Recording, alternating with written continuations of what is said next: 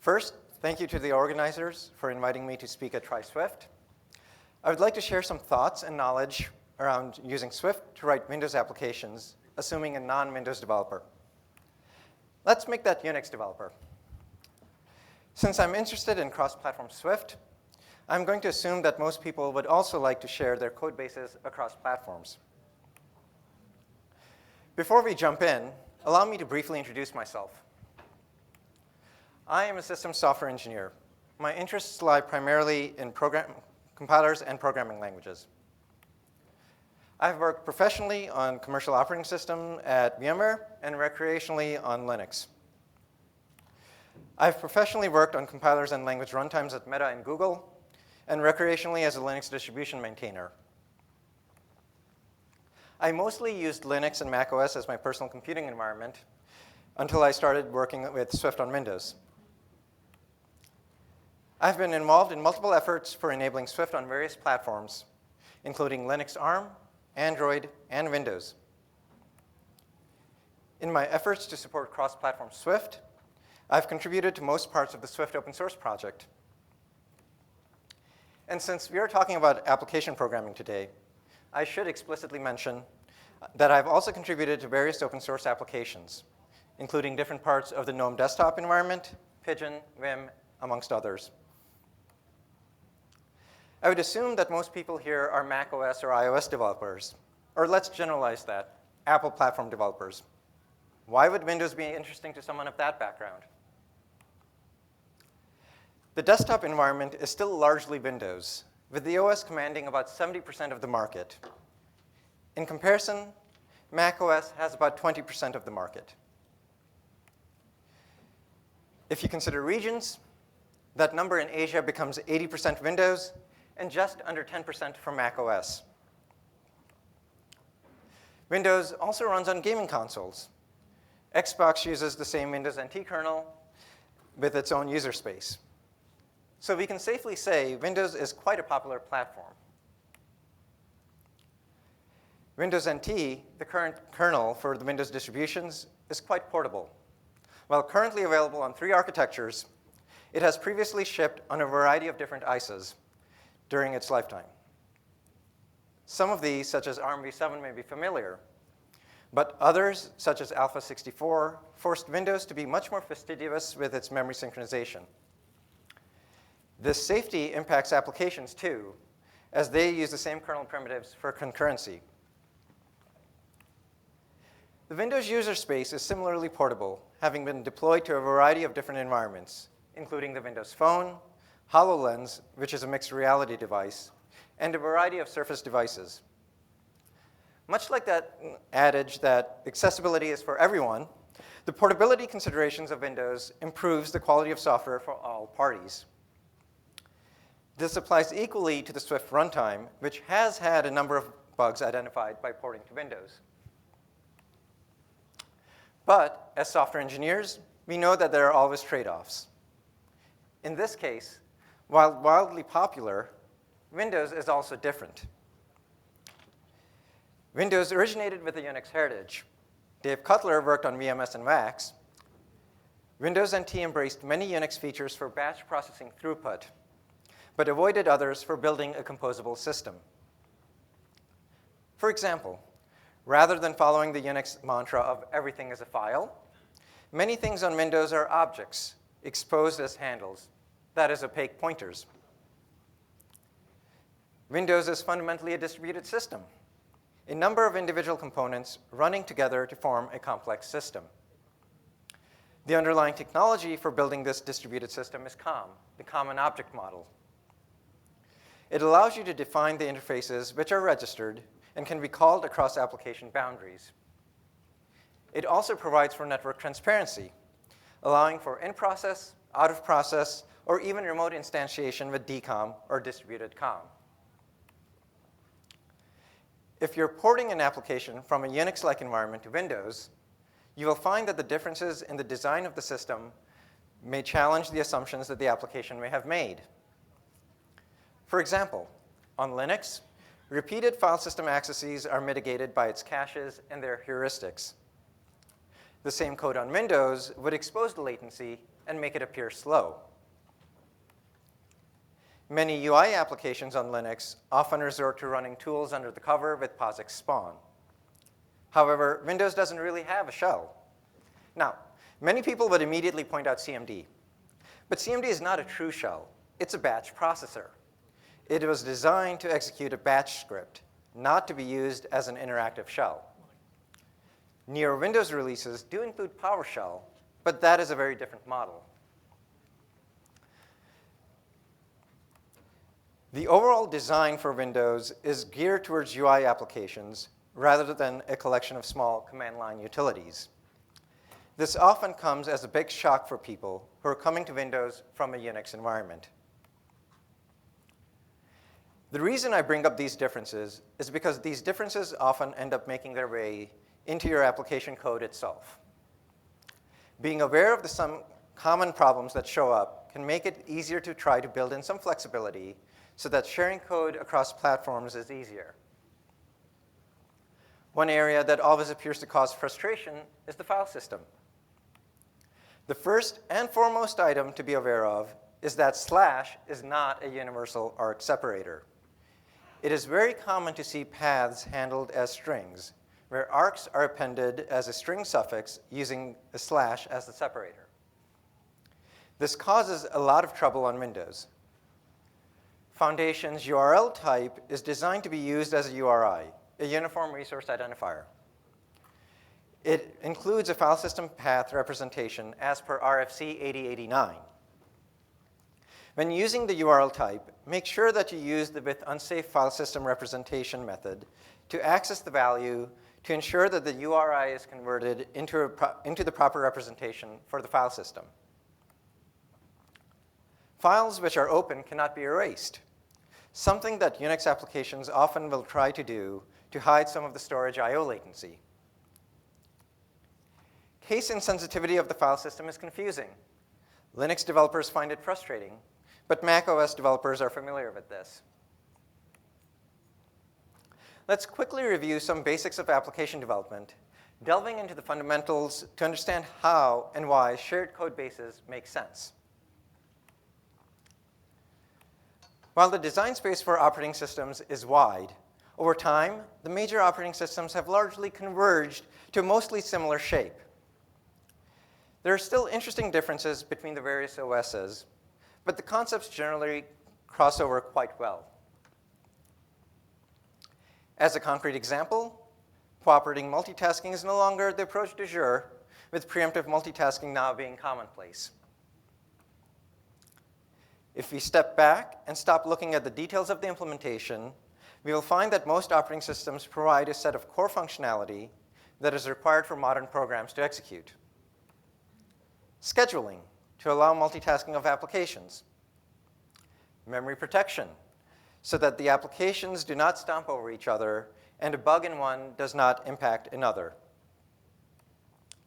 I/O abstractions, the means to read and write data, whether to storage or to the network. And some sort of display, be it textual or graphical. Software engineering has evolved over the past some 60 years. What started as a very stream of instruction-oriented design has paved the way towards structured programming, a world of explicit control flow using selection, repetition, block structures, and subroutines. With Swift, we see even more advanced techniques, such as structured concurrency, asynchronous blocks of code wired together by the compiler where the user specifies explicit suspension points. In fact, lower-level access of the system is generally frowned upon, as it encodes with too much specificity the tasks at hand. More concretely, you rarely find yourself using the kernel primitives, syscalls, directly. Instead, using higher-level abstractions, such as the system's C library. Working at this level of abstraction provided it to be one of the fundamental building blocks for the Unix system. Software became possible to port between different flavors of Unix, be it AT&T, BSD, Linux, or even Darwin. But with newer applications, the previously mentioned abstractions are still too fine. exposing too much of the details of the operations. This has led to even higher level abstractions to be built up over time, such as the foundation library and now package. This library transacts in currency types, such as URL and date, types which do not convey details about the system, but rather the domain of operation. When working with applications, it is important to look at the required semantics. The semantics for higher level OS-vended primitives, such as mutexes, semaphores, and files, are generally similar. The similarity often obscures some critical differences which can be important. Consider the humble file system. In Unix, you're able to easily open a file and then use unlink to remove the file from the file system. However, this is not universally possible. On Windows, while there is an open handle to a file, it cannot be removed. Resolving this can often be difficult and require some additional restructuring of the application. Other currency types that the application may traffic in, such as date, are also similar conceptually, but differences can lurk beneath the surface. Unix normally uses the Unix epoch, January 1st, 1970. Darwin uses the next epoch, January 1st, 2001. Windows, it's complicated. Many, dare I say most, applications today operate largely with higher level operations. They function on top of semantics provided by the OS, files, networking, UI, and data. And while some do care about the specifics of the OS and its internals, most do not. This enables most applications to be within the realm of porting across platforms. However, one does need to occasionally dig deeper to some of the platform differences when problems arise. Operating systems have converged to a similar design. Applications are focused on high-level semantics. So porting should be easy, right? Unfortunately, software is rarely that simple. It is important to keep realistic expectations. Most of the business logic of the application tends to be easy to port. The data manipulation operations are going to be similar as the data is domain specific. Porting the application interfaces, however, would be difficult at best to impossible at worst. There is no single language that UI systems speak. Windows has its WinUI recommendations, Android has its material design, and Apple has its own set of human interface guidelines.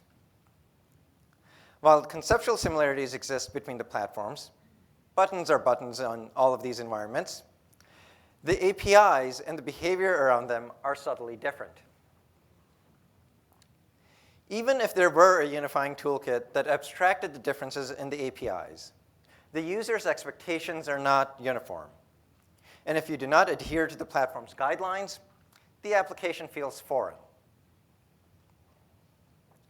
So now that we have a better understanding of why Windows is interesting, how it is similar yet different, and what to expect, let's dive deeper into the world of Windows. Computers work with numbers, not letters. In order to represent letters, a numeric value is assigned to the letters. One of the first implementations used a 7-bit encoding known as ASCII, which would limit the plausible character set to 127 characters. This is quite a limiting set for being able to represent characters in all languages, let alone one. Kanji alone has over 50,000 characters.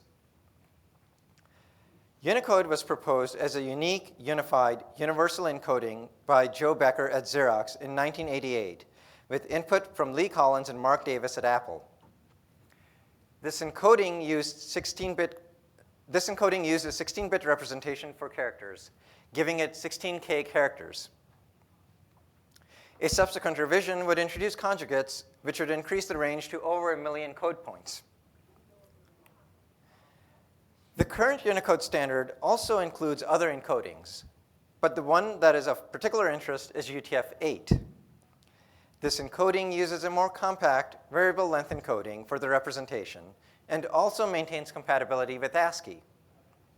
This was originally designed as a modification to the ISO file system safe variant of UTF-1, known as FSS-UTF, by Ken Thompson while working on Plan 9, a research operating system from Bell Labs. The original implementation would occur in 1992, with the X-Open group adopting it as a standard in 1993. This scheme has since been adopted by most systems, and in fact, Swift string encoding uses UTF-8 as well. And now, after that brief detour about string encodings and history, let's turn back to Windows. Windows is an old system, with the first release being in 1985. This predates all of those Unicode specifications. So how does Windows deal with this problem and maintain compatibility? Surprise, it doesn't. Instead, there are two variants of each API, which are marked by suffixes, A for ASCII and W for wide or Unicode. Again, due to the age, Windows uses the 16-bit Unicode specification, much like the Cocoa implementation does to this day. Given that Swift strings are UTF-8, it means that you are responsible for the conversions at the boundaries, or you may be unable to access parts of the system. So when working with the Windows APIs, ensure that you always use the W variant of the APIs. As I've been hinting, conceptually, there are equivalences for each of the environments. It is only when you start to get beneath the surface and looking at the implementation details can you start to see the differences. So let's start at the beginning, or well, the beginning of the application entry point. There is, of course, the main entry point that everyone familiar with C and Objective-C would recognize on macOS and iOS. However, with Windows, there are a few differences. First, there's the Unicode versus ASCII difference to settle. Let's roll in a W.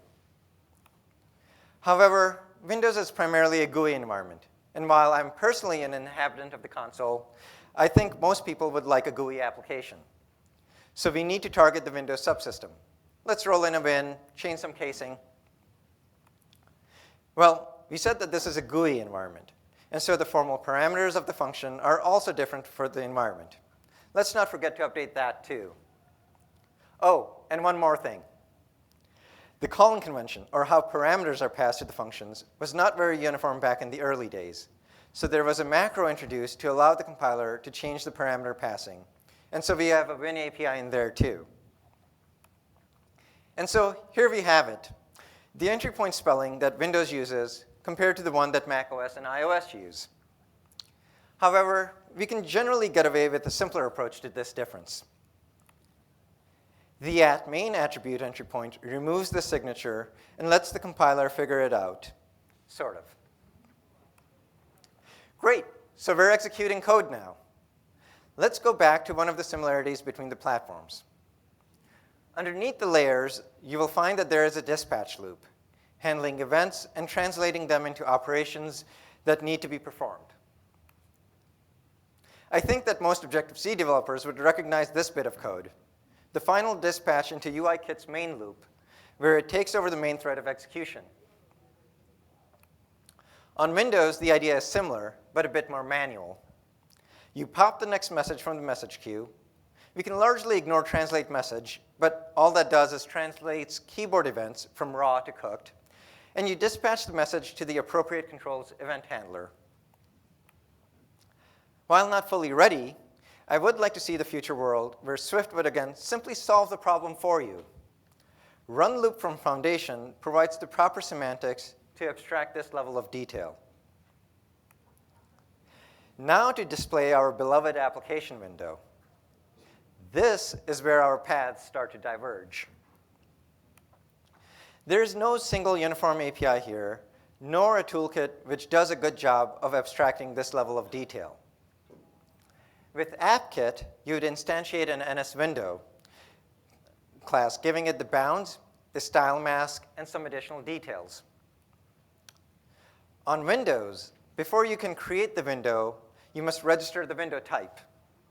That is what the WindClass type and register class do. We then use the create window X API to create the window of the name type giving it a title, some properties, and the bounds. So overall, similar, yet slightly different. We all know that the applications are more than just a window. There are common controls that people expect. This is a demo application rendering some such common controls. You have your expected buttons, checkboxes, progress bars, text fields, etc.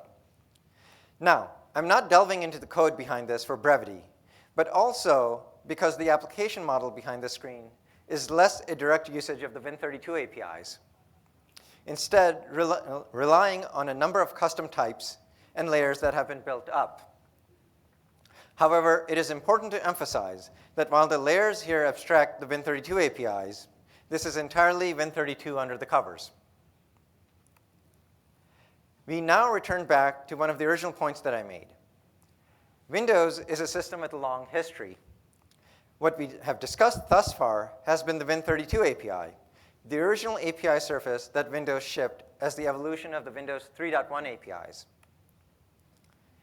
With application models evolving, Windows 2 has changed its application model over the years. The most recent state of this is the Windows runtime, which builds atop of COM. The UI widgets have been extracted from the Core OS distribution and are available as a separate package, WinUI. With Windows 8, Microsoft introduced the new Windows RT, a new isolated application programming model built atop of COM.